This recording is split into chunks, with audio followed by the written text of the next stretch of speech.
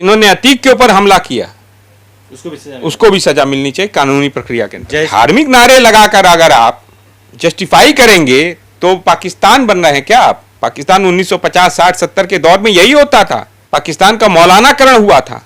ये भारत धर्मनिरपेक्ष राष्ट्र था, है और रहेगा।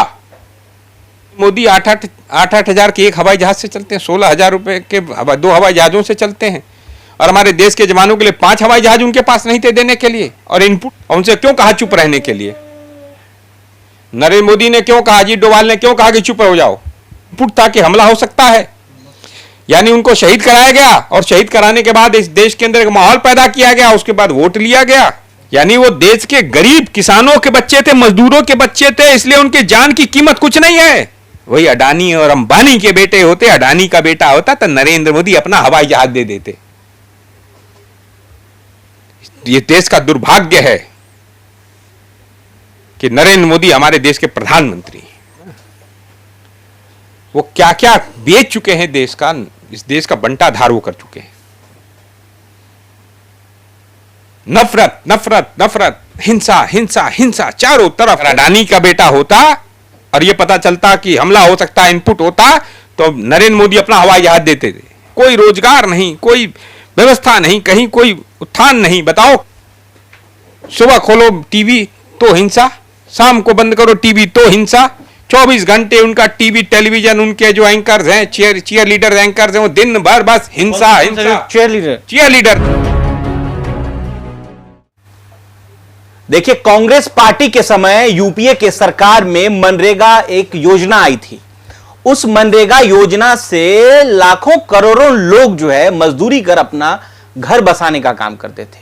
आज हालात ये हो गए हैं कि मनरेगा जैसी स्कीम खत्म हो गई है, वो भी एनडीए की सरकार में, जहां लगातार अपराध बढ़ता जा रहा है।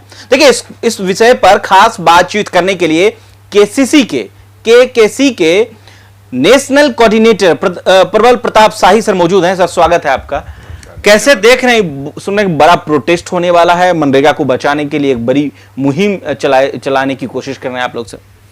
देखिए, 2005 में जैसा आपको मालूम है, यूपीए लेड जो गवर्नमेंट थी कांग्रेस की, उसने 2005 में मनरेगा का कानून लाया था, जिसमें जो गरीब लोग थे, जो कामगार थे, मजदूर थे, उसके परिवार के एक सदस्य को या कुछ लोगों को, वयस्कों को मनरेगा के अंतर्गत 100 दिन की मिनिमम गारंटी दी गई थी कि 100 दिन आपको काम मिलेगा। समझ रहे हैं? और उस पर एक बजट एलोकेशन था। इस बार बजट में प्रावधान हमने देखा कि बजट में 60,000 करोड़ रुपया बजट कर दिया, बजट आधा कर दिया गया उसका पहला। जिससे परेशानी ये हुई है कि 100 दिन का जो पीरियड था टाइम का, वह जो है अब वो घटकर 25 से 30 दिन हो गया, औसत हो गया है। 25 से 30 दिन औसत हो गया है। और प्रॉब्लम यह है कि तमाम मनरेगा के मजदूरों को इस देश के अंदर पेमेंट नहीं मिल रही है। इस देश के अंदर मनरेगा, सुन लीजिए क्यों हुआ, कि जो खेती के समय जो खेती होती थी, उसके बीच का जो समय था, उसमें मजदूरों पास काम नहीं होता था। उस दौरान उनको काम देने के लिए सब योजना लाई गई थी, और इसका बड़ा इम्पैक्ट हुआ था। इससे पलायन रुका था। लेकिन जो मौजूदा मोदी सरकार है, उसको तो महात्मा गांधी जी के नाम से चिढ़ है और कांग्रेस पार्टी से चिढ़ है, और राहुल गांधी से चिढ़ है। कांग्रेस पार्टी से, राहुल गांधी जी से, गांधी नाम से उनको चिढ़ है। महात्मा गांधी से भी चिढ़ है, राहुल गांधी से भी चिढ़ है। अशोक गहलोत से चिढ़ नहीं है। बहुत प्यार। मैं जो बात कह रहा हूं उसको सुनिए पहले, केंद्रित रहिए जहां पर मुद्दा है। और इसलिए वह इस योजना को खत्म करना चाहते हैं। और आपको जानकर हैरानी होगी कि इस मनरेगा की मजदूरी में जो जाएंगे आप, मजदूरों में सबसे ज्यादा इस देश के अंदर अति पिछड़े हैं और दलित और एसटी हैं। नरेंद्र मोदी इस देश के अंदर दलितों, ओबीसीयों, अति पिछड़ों और आदिवासियों को जो ये रोजगार की योजना है, उससे वंचित करना चाहते हैं और उनका हक छीनना चाहते हैं, उसकी हकमारी करना चाहते हैं, रोजगार छीनना चाहते हैं। इसलिए केकेसी के नेशनल चेयरपर्सन जो है, हमारे चेयरमैन है डॉक्टर उदित राज जी ने, और की साथ बैठक हुई है और एक व्यापक योजना बनी है कि 25 अप्रैल को जंतर मंतर पर मनरेगा बचाओ, ग्रामीण भारत बचाओ के नारे के तहत हम लोगों को यहाँ पर आह्वान किए हैं। लोग आ रहे हैं, तमाम राज्यों से लोग आ रहे हैं, मनरेगा के मजदूर भी आ रहे हैं, मनरेगा के अधिकारों के लिए लड़ने वाले, मजदूरों के अधिकारों के लड़ने वाले तमाम वह लोग भी आ रहे हैं। पार्टी से हटके भी लोग आ रहे हैं।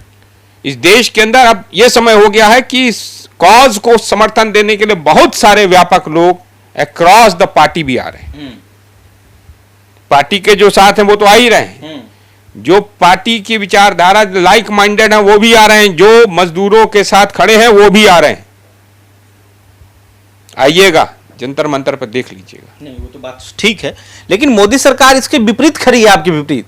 वो तो कह रहे हैं कि भैया मनरेगा से ठीक है, मनरेगा अपनी जगह ठीक हो सकता है, लेकिन नए नए जो स्कीम आ रहे हैं, आपने देखा कि पिछले कई महीनों में कई सारे स्कीम, कल भी एक स्कीम का लॉन्च हुआ है। देखिए, नरेंद्र मोदी जी 2.5 लाख से 3 लाख रुपया पर साल बेल आउट प्लान देते हैं अपने कॉर्पोरेट मित्रों को। एक साल में 2.5 लाख करोड़ रुपया अडानी को उसमें और भी देते होंगे। बेल आउट समझते हैं? लोन दे दिया, लोन का पेमेंट नहीं हुआ, उसको सरकारी खाते से पैसा दे, बट्टे खाते में चला गया लोन।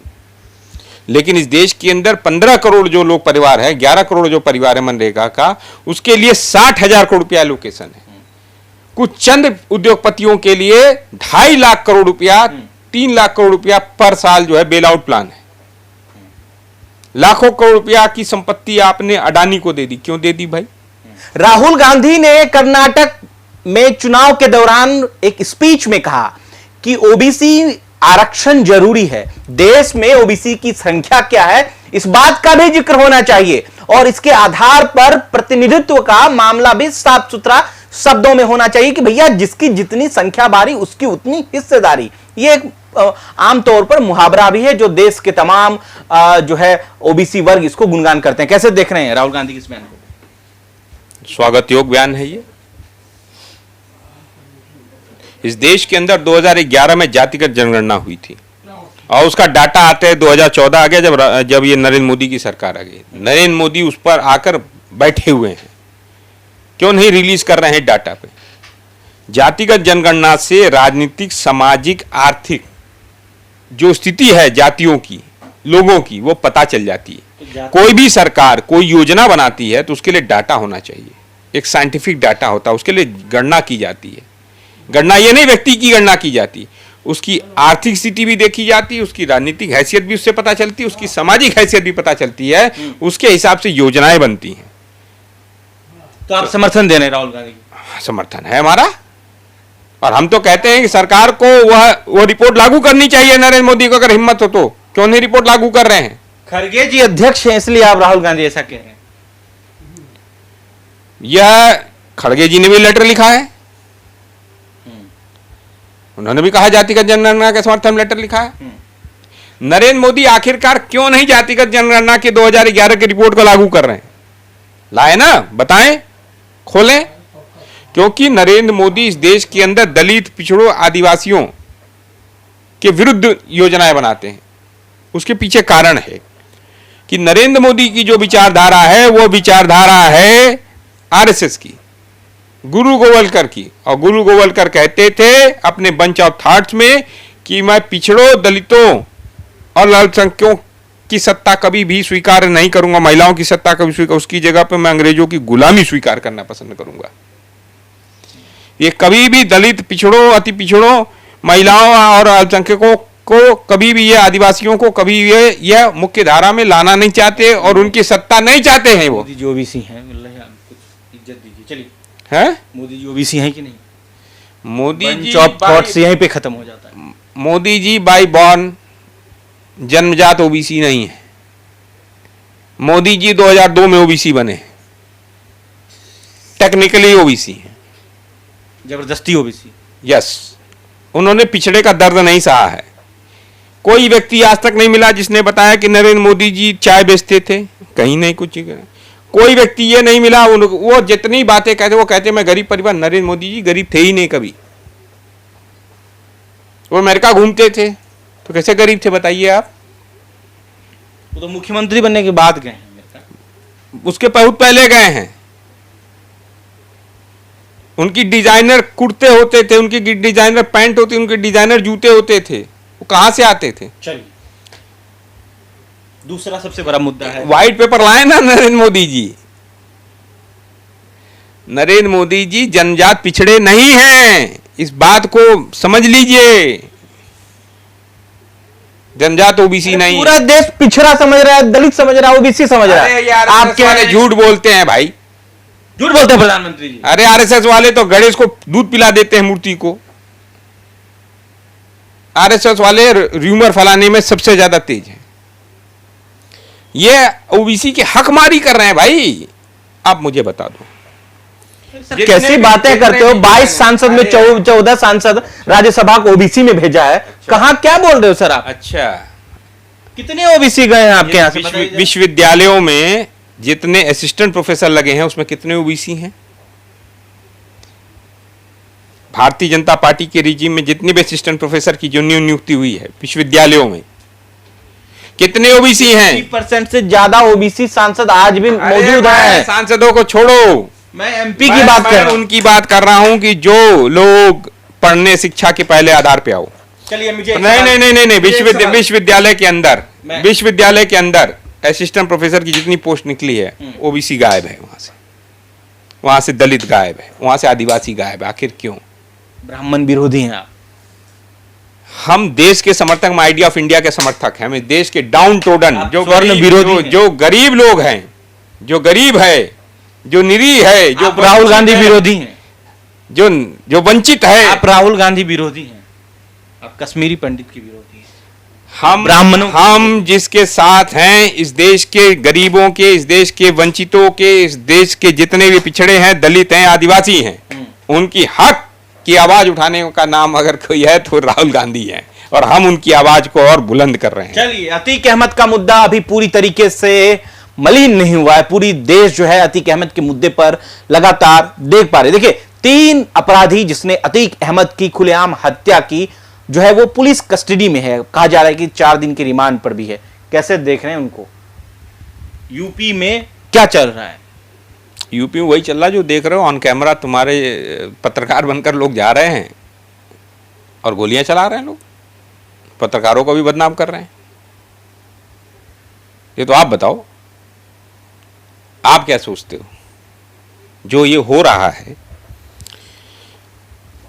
अतीक अहमद जो है वो इस देश के संविधान का गुनहगार है, इस देश के न्यायालय का गुनहगार है, इस देश के कानून का गुनहगार था। उसको सजा देने का हक इस देश के न्यायालय का है, इस देश के कानूनी प्रक्रिया का है। कोर्ट उसको जजमेंट देती, उस पर उसको सजा देती। दिया था ना, अभी उम्र कैद की सजा दी थी ना, तो वैसे ही सजा मिलती। लेकिन कोई दूसरा अपराधी पैदा होकर आकर गोली मारेगा और पुलिस अभिरक्षा में मारेगा, तो इस देश के संविधान को सीधे चैलेंज है।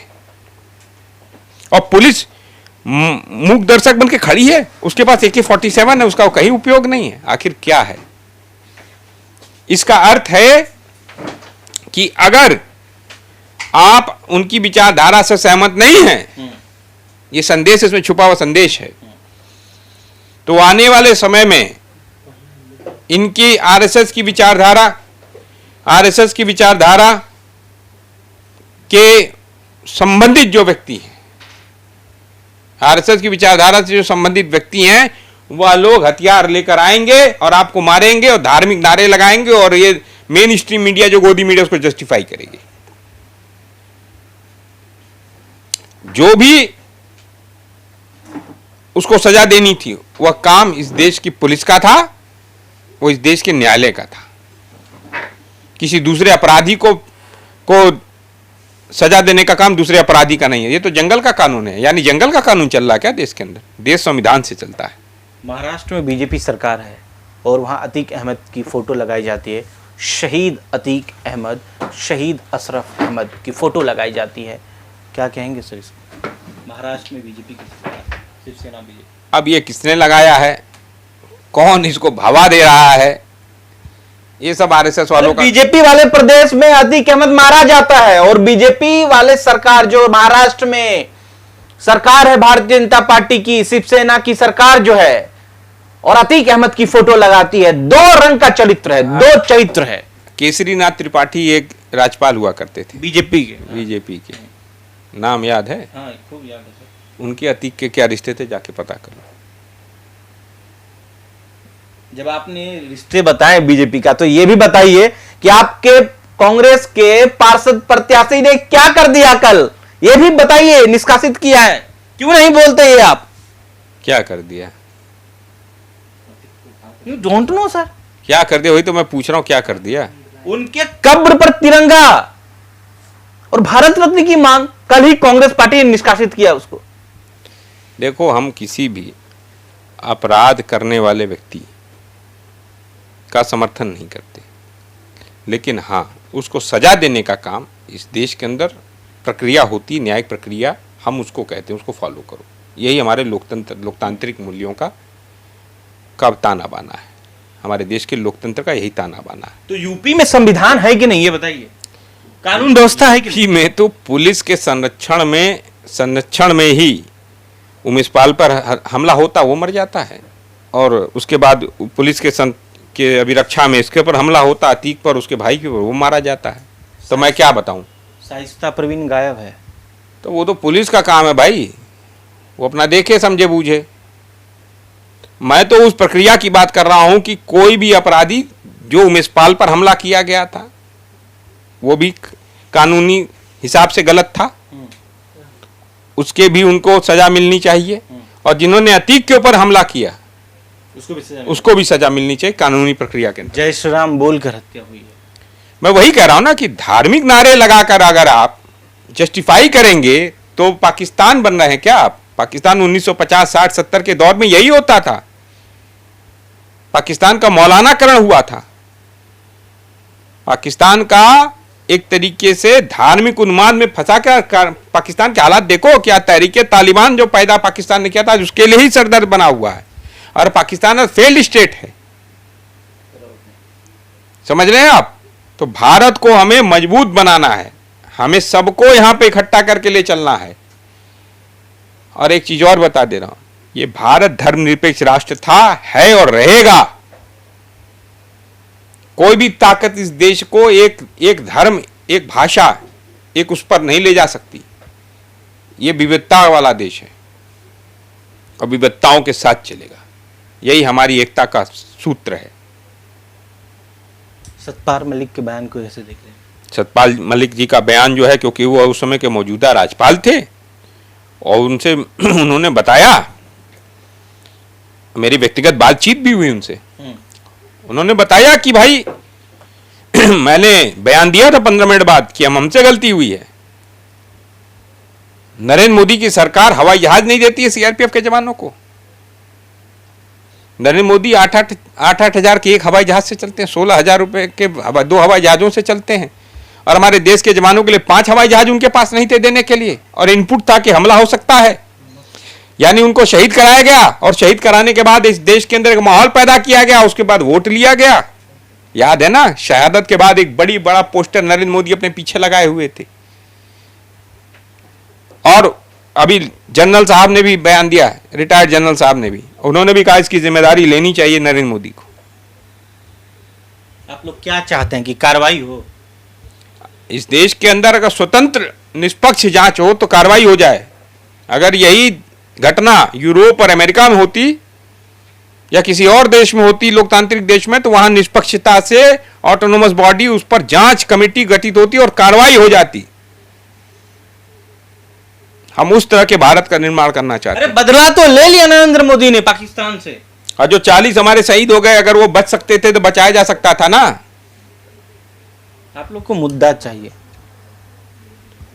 भाई। उस समय तो यशपाल मलिक जी उनके ही साथी थे ना, तो बयान उन्होंने दिया और वैधानिक संवैधानिक पद पे थे और उस जगह पे थे, और उनसे क्यों कहा चुप रहने के लिए? नरेंद्र मोदी ने क्यों कहा, अजीत डोभाल ने क्यों कहा कि चुप हो जाओ? इस सवाल का उत्तर है आपके पास? इस सवाल का उत्तर है? नरेंद्र मोदी जी जवाब क्यों नहीं देते, चुप क्यों हो जाते हैं? बाकी सब मुद्दों पर सुबह से शाम तक मन की बात करते हैं, अडानी और अपने विषय पर बोलें, पुलवामा के शहीदों पर बोलें, बताएं क्यों उन्होंने कहा चुप होने के लिए, क्यों नहीं हवाई जहाज दिया? बताएं ना, वो क्यों नहीं हवाई जहाज दिया उन्होंने सीआरपीएफ के जवानों को? जब इनपुट था कि हमला हो सकता है। यानी वो देश के गरीब किसानों के बच्चे थे, मजदूरों के बच्चे थे, इसलिए उनके जान की कीमत कुछ नहीं है। वो गांव के बच्चे थे, किसानों के बच्चे थे। वही अडानी और अंबानी के बेटे होते, अडानी का बेटा होता तो नरेंद्र मोदी अपना हवाई जहाज दे देते। ये फर्क है, ये सुन लो आप। अगर अडानी का बेटा होता और ये पता चलता कि हमला हो सकता है, इनपुट होता, तो नरेंद्र मोदी अपना हवाई जहाज देते थे। ये देश का दुर्भाग्य है कि नरेंद्र मोदी हमारे देश के प्रधानमंत्री हैं। कोई दूसरा देश होता तो अभी तक उनके इस्तीफे की मांग हो चुकी होती।